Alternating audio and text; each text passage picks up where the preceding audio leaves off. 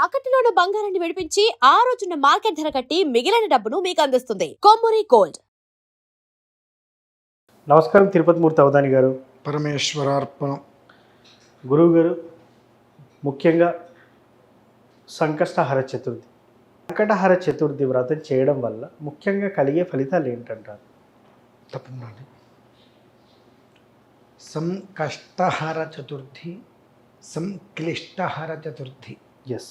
గణపతికి ఆరాధన చేయటమే కష్టాలు హరించేస్తూ ఉంటుంది. ఎప్పుడైనా సరే, ఎక్కడైనా సరే, ఏదైనా కష్టము అనిపించినప్పుడు ముందు కష్టం అంటే ఏదైనా విఘ్నం వస్తేనే కదా. విఘ్నానికి అధిపతి విఘ్నేశ్వరుడు. గణపతి దొరకు జయం జయం అంటూ ఆయన అర్చన కనుక చేసుకోగలిగితే కొంచెం ముందు విఘ్నాల నుంచి మనం బయటపడతాం. ఈ రకమైన విఘ్నం అనేటువంటి దానికి మనం బయటపడతాం. అందులోనూ ఈ సంకష్టహర చతుర్థి అనేటువంటిది ఏదైతే ఉందో అది కొంతమంది సంవత్సర కాలం దీక్ష చేస్తారు.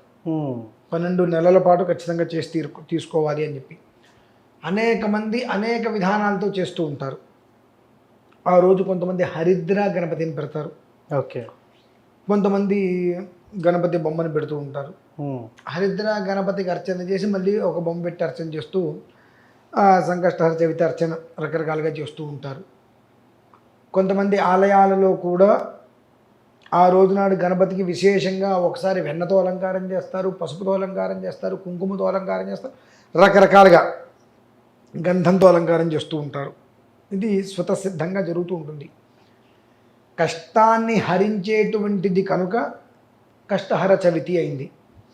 ఆ చవితి రోజు నాడు మీరు ఏదైనా చేయండి కాక ముందుగా గణపతి ఏదైతే చేశాడో అది చేసి తర్వాత మీరు గణపతి ఆరాధన చేసుకోండి. ఓకే. గణపతి ఏం చేశాడు? ఎవరైతే మొత్తం ప్రపంచం చుట్టూ తిరిగి వస్తారో వాళ్ళకి ఆధిపత్యం ఇస్తాను అని అంటే ఆయన ఏమో నెమలేసుకుని వెళ్ళిపోయాడు. ఈయనేమంటాడు? నా వాహనం ఎరుక, నన్ను అవమానించడానికో నన్ను పందెం గెలవనీయకుండా ఉండడానికి ఇటువంటిది పెట్టారు మీరు అన్నప్పుడు సాక్షాత్తు ఆ పార్వతీ పరమేశ్వరులు ఏం చెప్తున్నారు? మాతా చతే పితా చతేగ్రం వృక్షస్య రోహత. తల్లికి తండ్రికి మించినటువంటి వృక్షం మరొకట్లేదు, వాళ్ళకు మించిన దైవం మరొకట్లేదు కనుక మా చుట్టూతో తిరిగి చెప్పి చెప్తారు. ఓకే. అప్పుడు గణపతి తల్లిదండ్రుల చుట్టూతో తిరుగుతున్నప్పుడు ఆయన ఎక్కడికి వెళ్తే అక్కడి నుంచి ముందే ఈయన వెళ్ళిపోతున్నట్టుగా చూస్తుంటే ఆ రకంగా సరే. ఆ తర్వాత చాలా పెద్ద గొడవ అయింది వాళ్ళిద్దరి మధ్య నడడం, అదంతా వేరే విషయం.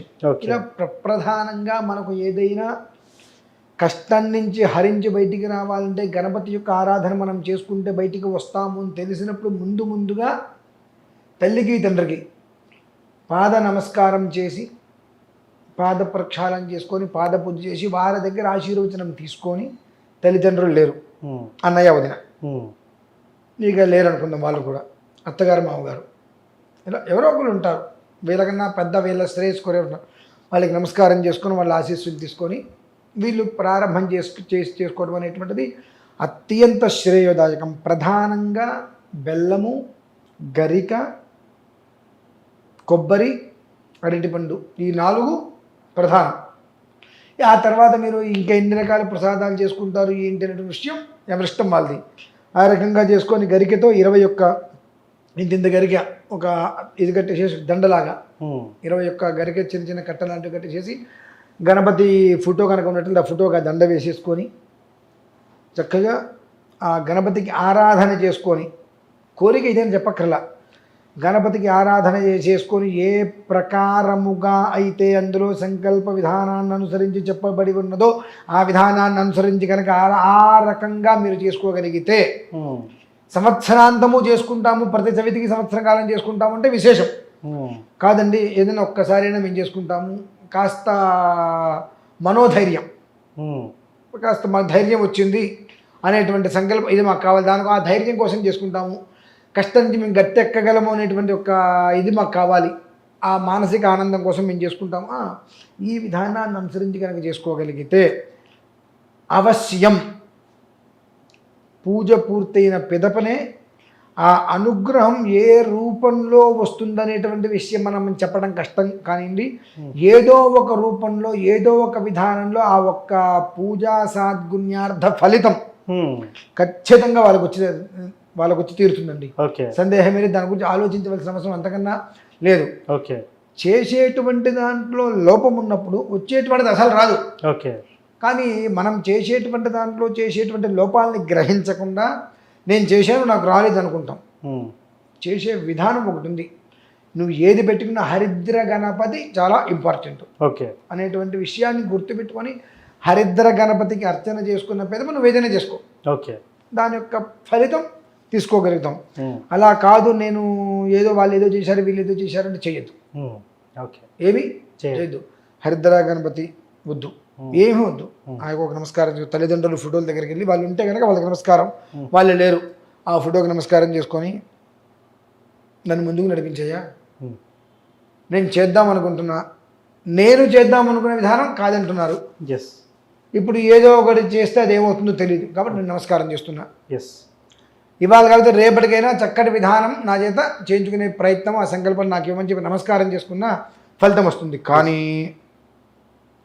చేయవలసింది పక్కన పెట్టి ఎవరో ఏదో చెప్పారు, ఉమ్మెత్తబూ తీసుకొచ్చి పెట్టమన్నాడు, మారేడు కాయ తీసుకొచ్చి గణపతి నెత్తి మీద పెట్టమన్నాడు, దానిమ్మ గింజల్ని ఒలిచి నెత్తి మీద పోయి, ఇది రకరకాలు ఇవన్నీ చెప్పారని చెప్పి చేయటం వల్ల ఉపయోగం లేదు. ఏది ఇంపార్టెంట్ మీకు ఆ వ్యక్తికి తలనొప్పి వచ్చింది, ఏ టాబ్లెట్ వేసుకుంటాడు? తలనొప్పి టాబ్లెట్ వేసుకుంటాడు. అదేంటి ఇక్కడి నుంచి మొత్తం తలే కదండి, ఇక తల అంటారు. ఈ కింద నుంచి వచ్చే దాని మీదే కదా కళ్ళు ఉన్నాయి చెవులు ఉన్నాయి. కంటి టాబ్లెట్ వేసుకుంటాడు, తగ్గుతుందా? తగ్గదు కదా. నోరు ముక్కు పక్క పక్కనే ఉన్నాయి. నోట్లో పళ్ళకి వేరు నాలుగుకి వేరు ఉంటుంది, దంతాలకి వేరు ఉంటుంది. దేని మెడిసిన్ దానికి వేసుకుంటేనే అది పని చేస్తుంది. కానీ ఏది పడితే అది వేసుకుంటానంటే ఆ రియాక్షన్ ఇవ్వటం మొదలు పెడితే మందు ఇంతే ఇస్తుంది, మంత్రం ఇంత ఇస్తుంది రియాక్షన్. కాబట్టి అనవసరమైన విషయాల జోలికి వెళ్లకుండా ఎంతవరకు ధర్మయుక్తంగా మనం చేయగలుగుతాం అంతవరకు చేయటం, లేదా ఎవరైనా చేస్తుంటే వెళ్ళి నమస్కారం చేసుకోవడం, లేదు ఇంట్లోనే నమస్కారం చేసుకోవడం, తల్లిదండ్రులకి నమస్కారం చేసుకొని వాళ్ళని సేవ చేసుకోవడం శ్రేయదాయకం. సో మొత్తానికి సంకటహర చతుర్థి రోజు ఏం చేయాలి అనేది చాలా చక్కగా నీట్గా వివరించారు గురువు గారు. ధన్యవాదాలు. పరమేశ్వరార్పణ.